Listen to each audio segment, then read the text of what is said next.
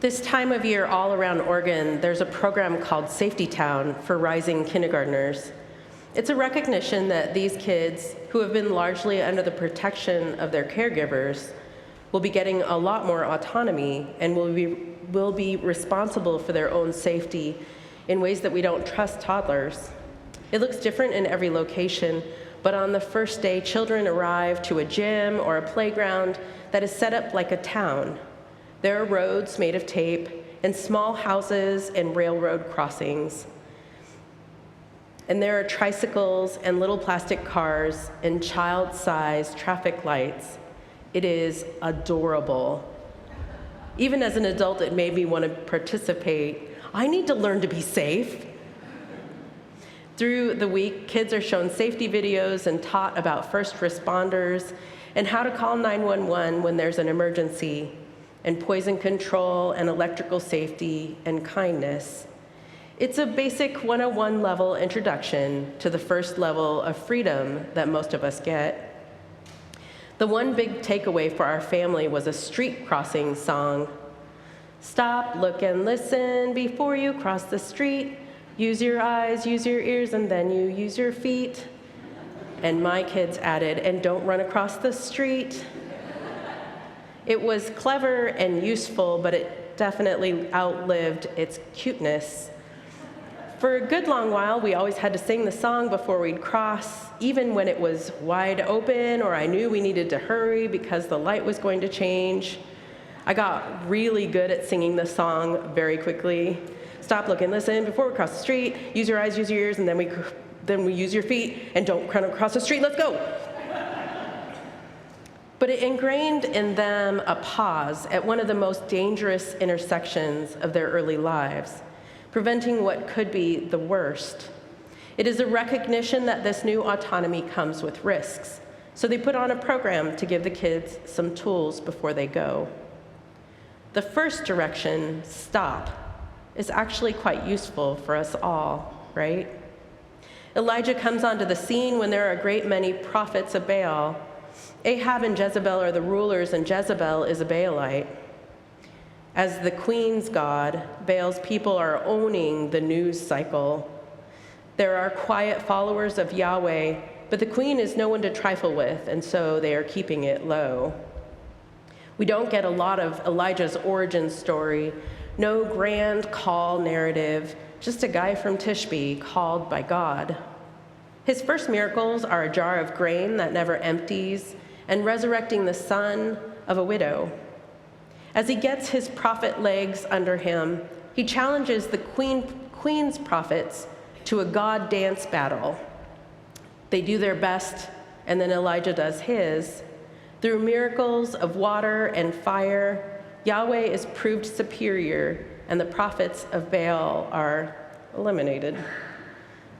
Queen Jezebel is furious and threatens to kill Elijah, so he runs away terrified. He runs for a full day and collapses under a broom tree. He tells God that he has done his work and to please let him die, and falls asleep. While he is asleep, an angel touches him and tells him to get up and eat, and leaves him a cake and a bottle of water. After he eats, he sleeps again, and again the angel brings him another cake and more water.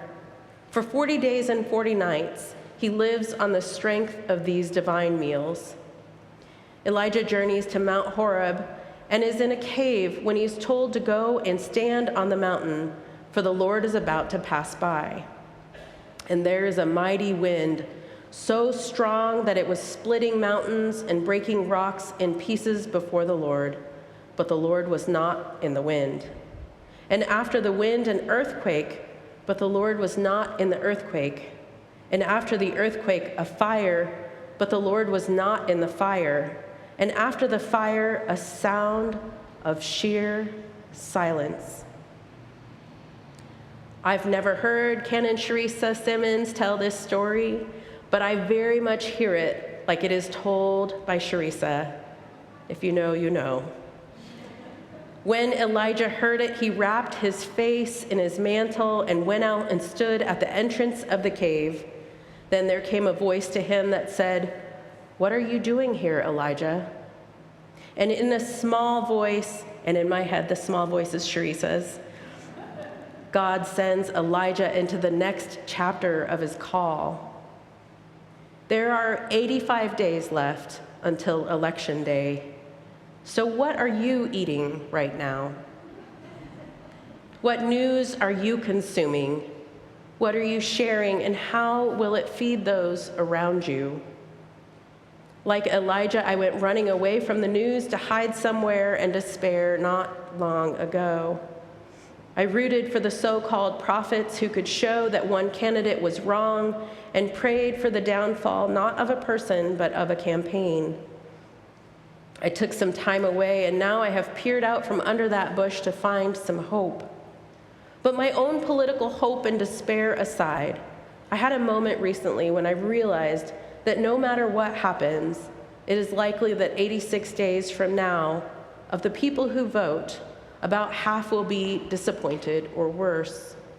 In 86 days, with luck, it will be over, and yet it won't, because the grief and sorrow of some of us affects us all. So what we do for the next 85 days matters, because God willing, we will all be here on day 86 to keep going. We are about to get the ultimate democratic autonomy an adult can have in the United States, the freedom to vote.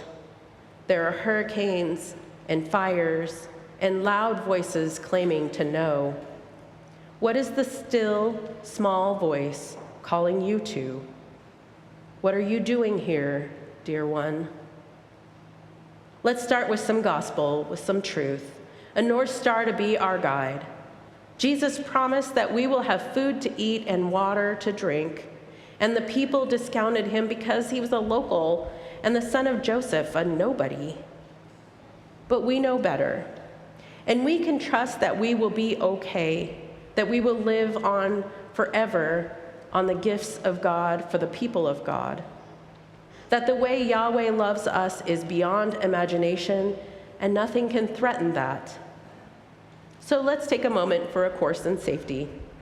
I don't have videos or masking taped roads, so you will need to use some imagination. As you go out into the electing world, look for the safe people. Look for the balance in your news coverage. When you indulge in pundits that meet your specific rhetorical itch, know that they are telling the story with an axe to grind. It's okay, I like that too, but know that it isn't quite the truth. The false prophets of Baal probably told Queen Jezebel a lot of things she wanted to hear, but not necessarily the truth. Be careful of poison, of fire, of exposed electrical lines. Call God in an emergency. Always be kind. And let's proceed into the election cycle with a song to keep us safe. Stop, pause, don't go running into that intersection. Look around, get your bearings. See what is around you and what dangers are coming your way. More importantly, take time to see that every single person around you is as deeply and perfectly beloved as you. Seriously, every single one. Yes, that one too. Listen to the still, small voices, to the truth, and then listen with the ears of your best self. What is accurate and what is clever snark?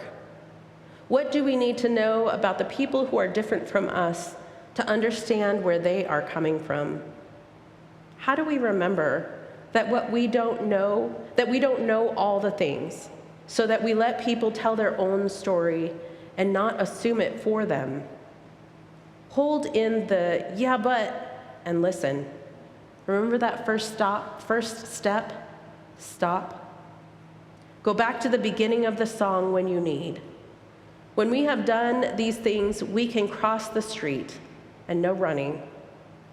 And you know what? It will get irritating. There will be times when there isn't time, or you're hangry, or when you don't want to see God in anyone else or hear the Spirit.